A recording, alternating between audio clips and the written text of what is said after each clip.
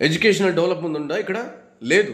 అంత గొప్ప వాళ్ళు, పెద్ద పెద్ద వాళ్ళంతా క్రికెటర్స్, స్పోర్ట్స్ మెన్స్ అంతా చిన్న చిన్న విలేజెస్ నుంచో, చిన్న చిన్న పేద కుటుంబం నుంచి వచ్చిన వాళ్ళు. ఎడ్యుకేషనల్ డెవలప్మెంట్ ఏంది? ఎందులో డెవలప్ అవుతున్నారు? ఎడ్యుకేషన్ పైన పటారం లోన లోటారం.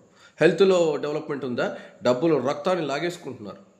ఆరోగ్యంలో డెవలప్మెంట్ ఉందా? మనశ్శాంతిలో డెవలప్మెంట్ ఉందా? సక్సెస్లో డెవలప్మెంట్ ఉందా? ఏందో ఒక ఒక మిడిల్ క్లాస్ లైఫ్, ఒక యావరేజ్ లైఫ్, ఒక మానసిక ప్రశాంతత, ఒక కుటుంబంలో ప్రశాంతంగా ఉండలేని ఒక మెకానికల్ లైఫ్ లీడ్ చేయడానికి తప్పితే ఎందుకు పనికిరాని డొల్ల ఈ సిటీలో ఉండే భూములు.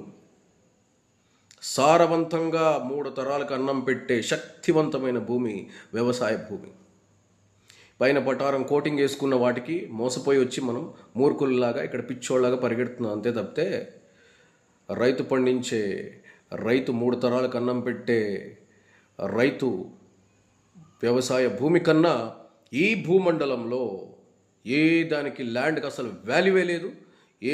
ఏ భూమికి అసలు వర్తే లేదు. అక్కడ పంట పండిందా, అక్కడ వృక్షాలు ఉన్నాయా, అక్కడ నీరు ఉందా, ఆ భూమికే వాల్యూ భగవంతుడి దృష్టిలో. ఇవన్నీ మనం పెంచుకున్నాం మూర్ఖుల్లాగా, పిచ్చోళ్ళలాగా. దీని రేటు పెరిగింది, పరిగెట్టు తీసుకో. ఎందుకు పనికి వస్తుంది? ఒక చెట్టు పెడితే, చెట్టు నాటితే చెట్టును కూడా నరికేస్తాం. దేనికి పనికిరాని నిస్సారవంతమైన భూమి ఇదంతా. ఏ రోజైతే అక్కడ అందుకే ఎన్ని తరాలు పోయినా పంట పండించే రైతుకే భూమి వాల్యూ. సరే, నువ్వు ప్లాట్లు వేసుకో, అన్నీ వేసుకో, పెట్టుకో, అన్ని వ్యవసాయ భూములన్నీ ప్లాట్లు వేసి పెట్టేసుకో, తిండి ఉండదు, దొరకదు. అప్పుడు ఇచ్చుకుంటావా భూమికి వాల్యూ? తిండి దొరకని రోజు, కడుపు కాలిన రోజు రైతు భూమికి కాళ్ళకు దండం పెట్టి నీ భూమి వాల్యూ అని ఆయన పాదాల మీద పడాల్సి వస్తుంది. సో కాబట్టి పంట పండించే రైతుదే అత్యంత అమూల్యమైన వాల్యుబుల్ భూమి.